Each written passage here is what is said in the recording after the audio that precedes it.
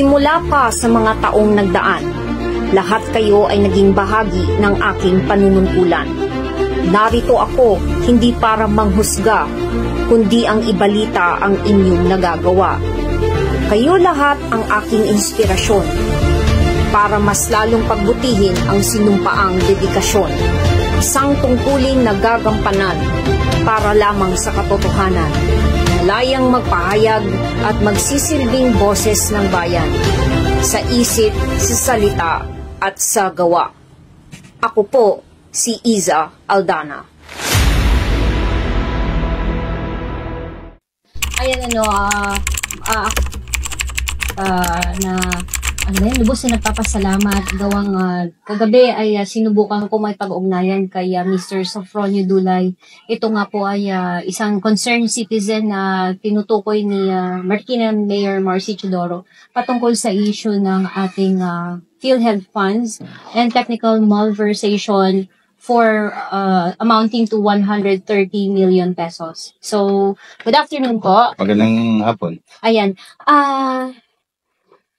Sinabi kasi ni Mayor Marcy, timely. So, para sa inyo po ba, ano po yung ibig sabihin para sa inyo ang timely? Timely? Hindi, sasabi niya parang politically motivated. Yes. Tinama sa eleksyon. Yes po. Parang mali yung ganun. Kasi, nag-base lang kami kung kailan nag-bidding. Okay. So, kung kailan nag-bidding, doon lang kami nagsulat ng letter to stop the bidding. Ayan. Kailan po ba itong bidding na tinutukoy? April. So, April. Tapos, para maging para maging mas detalyado, ito po bang pag-approach sa inyo ng mga PhilHealth members ay kailan? Kailan rin po nagdesisyon na sumulat? Bali, mga April yan hindi ko na alam exact. Okay. Hindi ko na maalala yung exact. Basta buwan po ng April this year. Okay. Basta ang inantabayanan namin noon, hindi matuloy ang bidding. Kasi doon sa bidding, binibid nila yung supplies tsaka maintenance using the PhilHealth fund. Kaya gusto namin pigilin yung bidding kasi nga, baka malversation case si Mayor. At saka siyempre, magagamit nila yung pondo sa ibang bagay. Which is what. And you're say po na sinasabi ngayon ni Mayor na intact naman daw yung funds na yun? Sana intact. Kasi ang nangyari kasi yung first part nung may nagastos na sila mga 35 million. Yung remaining intact talaga yun. Kasi hindi nga naagapan ng ombudsman Okay. So, hindi natuloy yung bayaran, kumbaga. So, malamang intact yung remaining fund. Yeah. So, para maliwanagan, ito ay idinulog ninyo sa ombudsman at nung pinasulat kayo, tama po ba?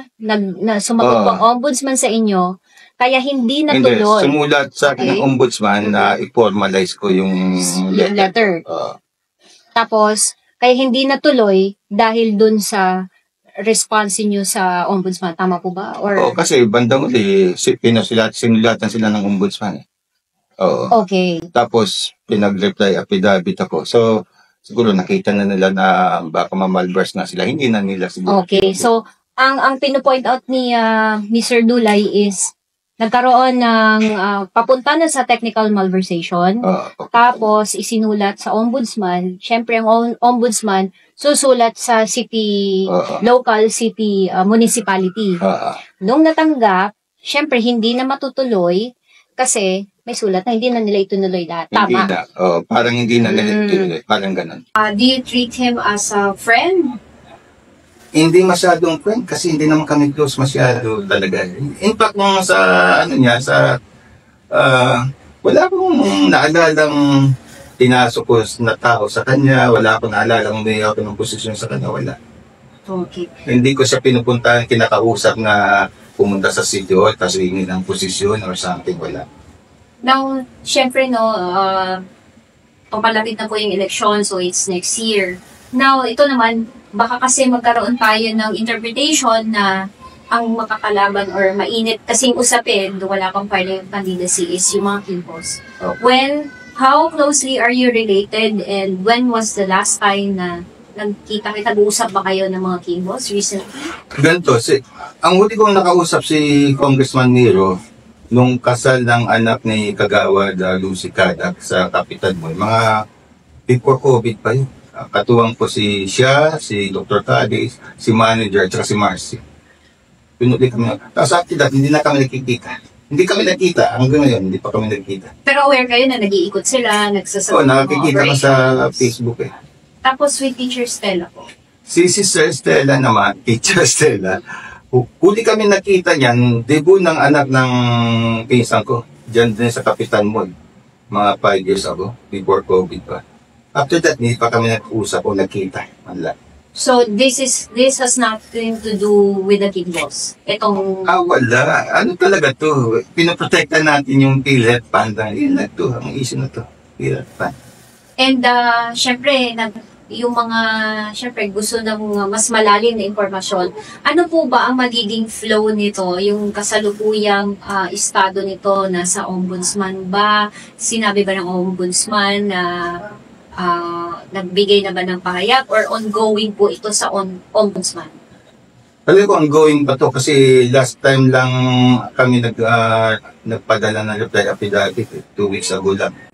So, ongoing to. Okay.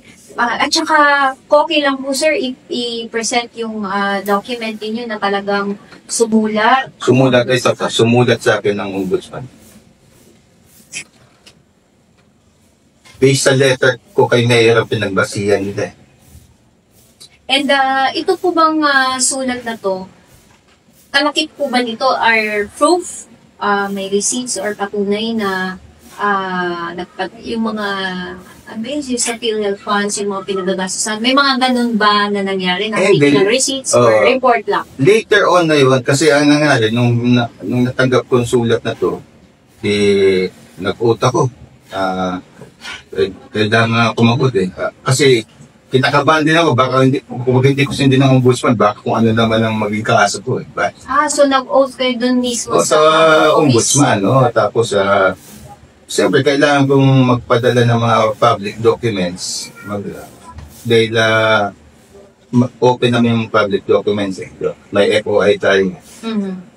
Tapos pinag-reply sila. Pinadalan din ako ng kopya ng reply nila.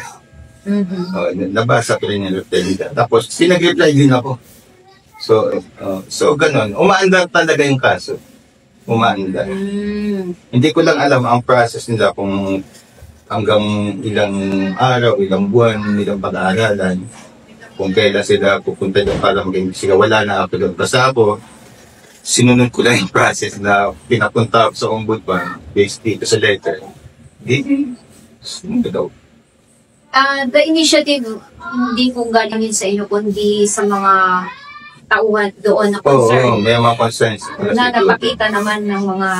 may mga hawak sila mga dokumento na, halimbawa, yung resolution. Ando doon. Tapos yung bidding process. Nakalagay doon na ang bidding PhilHealth, pero ang bibiling materials, hindi tungkol sa health. Kasi hindi ko conversation, hindi sa mayor dito. Kaya sumulat ako eh. So, tinry niyo munang sabihin to kay Mayor? Oo, sinulatan ko. In-stop ko muna yung bidding. Pina-stop ko. Nag-reply sa akin yung yung bidding committee. Tapos, pinulita rin niya.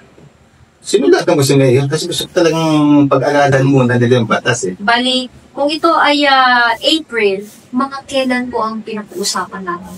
Siguro, take it make it mga 1 month before. May... before. Mga March? March siguro. February, March. Oo, mga ganun. So, nag-response si Mayor? Si Mayor, hindi nag-response eh. Kahit po, Secretary, or pinunta sinadya niyo na lang po sana sa office? Ay, hindi naman. Hindi nga ako pumunta sa city para kausapin. Hindi ako mahilig. Kasi yung una professor ako, full-time professor ako, wala din akong oras eh. Diba? Kaya pa-letter na lang ako. Kung si Ombudsman naman ay nakasagot, so sana ganun din ang in-expect nyo. First hand, na nakipag-ugnayan nyo na kayo kay Mayor. Dapat nag-reply siya para pwede nga sabihin, sige, pag-aralan natin to kung baka ma-ombudsman na tayo. Di, tama ba? Parang it is an act of concern sa inyo for Mayor. Kasi mamaya, hindi alam ni Mayor yung mga nangyayari. Oo, at saka Yun, baka hindi nga ng implication ng batas. Baka alam niya pero na-overlook niya, gano'n. or baka simple hindi niya alam na yung mga tao underneath may ganung mga liability. So you were just trying to say something doon with sa akin naman, ayusin ko lang dapat ayusin. Wala naman tayong masamang balak eh. Basta ayusin lang natin ang bawat ayusin. Kung sa health yan, sa health lang natin. So according to the law. Yun lang naman ang gusto ko mangyari. Gusto namin mangyari. Ano pong take nyo ngayon na medyo most of the people ngayon, some take it negatively? Yung ginawa ninyo na parang nababatikos tuloy kayo ngayon. I don't care. Basta ako, alam ko ang ginawa ko is para sa bayan. Basta ikabubuti ng taong bayan, okay lang sa akin. Kung ano sabihin nila. Kasi bayan naman ang pinagsaservisyo natin, hindi mga politiko. Diba? Para sa bayan to. So far po, ang mga, yun lang po yung parang, natanggap ninyong, hindi naman talaga to reklamo or report, or concern na in-address nyo na isa sa mga under sa governance ng Marikina admin ngayon. Yun lang ba? Or may iba pa? Hindi ako, sa totoo lang, active ako sa United Royal Houses of the Philippines. May mga in-address na pong iba, pero hindi sa Marikina. Meron akong mga IP sa Palawan. Niloloko ng mga negosyante sa Palawan. Sinulatan ko si Digo. Hanggang sulat lang ako. Pero nagpadala si Digong ng NCIP officer doon. Nasettle yun. Ganun ang personality ko kasi pag may humingi ng tulong at kaya ko namang tumulong, ay lumibes. Ganun pa dati. Dating lesser evil ako, tapos kung kaya kong tumulong, tutulong ako. Ganun ang style ko. Message to Pro. Mga kababayan ko sa Marikina, siguro sa tagal nating kasama sa Marikina News pa nung araw. Alam niyo naman personality ko, parang ayaw natin na merong kamalian o pang-aabuso na nakikita natin sa harap-harapan. Kasi parang insulto sa atin. Ang dami ng Ateneo graduate sa Marikina, UP graduate, may isang taong parang masasayin ko na kung saan ako medyo masamalot. Isang taong ayaw aminin na may utang tayo, no? Harap-harapan. Matalang na sa kuha. Pwede ko na sabihin niya kasi total, dapat sanang gagaling ng buko. May isang taong nagsasabi na wala daw tulong sa Glenn sa Kidman. Samantalang sinabi ng executive director ng Kidman na nagpadala sila ng 124 million sa Marikina for the tuition fee ng Kidman. So, yung ganyung klaseng harap-harapan, ito, may attempt na gastusin yung PhilHealth sa ibang bagay, no? Yung ganong klase, harap-harapan, mga edukado tayong lahat. Ang daming mga edukado sa Marikina. Ma-ating, di ba yun, na harap-harapan tayo sinasabihan ng ganon, na parang insulto na sa atin. Kaya dapat, maging tapat tayo sa isa't isa. Harapin natin ang problema, tapos sabihin na lang, ito, advice kay Mayor, sabihin na lang ni Mayor kung ano talagang magtulong-tulong tayo para masolve kung ano man yung problema. Pero, una, dapat aminin kung ano talaga ang problema. Kasi the truth will set us free. The truth will set us free. Diba? Kung patago tayo sa problema, hindi natin inaamin, hindi masasolve ang problema. Diba? Nothing personal talaga to. Gusto ko lang siguro, kumanan sa pagkatao ko na, gusto ko lang makorek ang mistake na pwede namang i-correct natin, ating lahat. Kasi nakaka-insulto sa intelligence natin na parang hindi nagsisinungaling sa harap natin. Parang ganun. May pumunta sa inyo the first quarter nitong taon, nagsasabi about the PhilHealth. Medyo in contrast naman sa sinasabi ni Mayor kasi matagal na nga daw yan. Bakit ngayon daw naging issue yan? Doon lang pumunta sa akin. So, ito ay not under your control. May pumunta sa inyo first quarter this year. Na sinubukan ninyo makipag-ugnayan kay Mayor, pero Sige lang ng bidding, sundatan namin sa... Well, alis talaga ang tension namin na. naging timely in a way kasi ang pagsagot ng ombudsman ngayon at sa pagsagot doon, nataon na ngayon. Oo, pero actually, malayo pa rin naman ang election.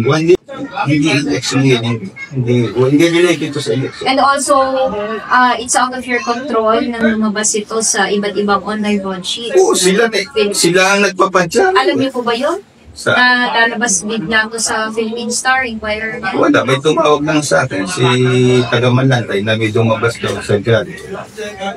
Sabi ko, pakipost natin, pakiforward. Ibig sabihin, out of control ng iba, hindi ata alam kung, nakita ko siya nagpapa-interview. Di ba? Sa maraming interview sa media. So, nagulat ba kayo doon or expected niyo yun? Yung nakita niyo na kumalat ito sa Inquirer, Philippine Star, iba't ibang mga online broadsheet. Nagulat ako kasi Hindi mo kalain na hindi ko yung sulat akalain. mo. In fact, hindi ko minimension to sa sa FB Kahit sa before. Facebook niyo. O noon. Nung na-mention na lang to, nung nagpa-media na si Mayor. Ganun. Actually, nakabas ko yung pangalan niyo sa Philippine Star din. Though, sa interview niyo with ABS, it's just Hindi a concern hindi niya citizen. binabanggit na. Internet kay Mayor, hindi niya binabanggit. So, I happen na nabasa ko yung isa sa mga lumabas sa Philippine Star. Andun yung ninyo. Yun ang unang tinawag sa akin nung taga Malanday. Nandito daw pangalan ko. Pina-forward ko sa akin yung... So, hindi nyo in-expect yun. Hindi ko na-expect yun. In-expect ko kasi ito, masasettle ng maayos ng ombudsman without any publicity. Okay. Sa akin, relevant na yun. Kasi ang gusto lang naman natin, huwag magastos yung PhilHealth fund na magastos lang sa health. Gusto mag-issue lang talaga. Ganun pa kasi yan. Dalawa yung resolution. Ang unang resolution, 120 million. Nagastos na sa 120. Tapos, next resolution, 94 million na lang. Ang assumption, may nagastos na 35 million. Kaya nang tanong kasi dyan, yung 35 million niya, saan ginastos yan? Tapos yung 94 million, yun yung napigilan namin. Yung 94 million ang napigilan namin. Pero yung 35, hindi na namin napigilan kasi wala naman lumapit sa akin. Yung 35.